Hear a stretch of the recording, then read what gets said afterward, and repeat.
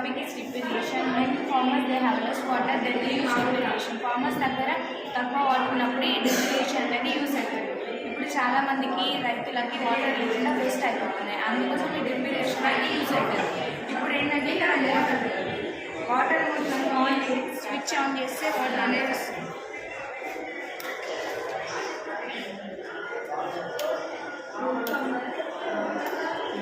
ఇక్కడ నుంచి డైరెక్ట్గా ప్లాంట్స్కి అనేది వెళ్తుంది. దీనివల్ల ఏంటంటే వాటర్ సేవ్ అవుతుంది. ఇప్పుడు మనం దీనికి ప్రికాషన్స్ జాగ్రత్తలు ఏం తీసుకోవాలంటే దీనికి కంపల్సరీ వాటర్ ఎలక్ట్రిక్ బోర్డ్ అనేది అవసరం. దాని నుంచి కొంచెం డిస్టెన్స్ అనేది మెయింటైన్ చేయాలి. నా మెయిన్ పర్పస్ ఏంటంటే ప్రాజెక్ట్ వల్ల చాలామంది రైతులు వాటర్ లేకుండా ఇబ్బంది పడుతున్నారు. దీనివల్ల కన్నా వాటర్ యూస్ అవుతుందని నా ఉద్దేశం. ఇంకా 2% ఓన్లీ ఫార్మర్స్ ఈ డ్రిప్ ఇరిగేషన్ అనేది వాడుతారు, ఇంకా వాడాలనేది నా మెయిన్ పర్పస్. ఓకే.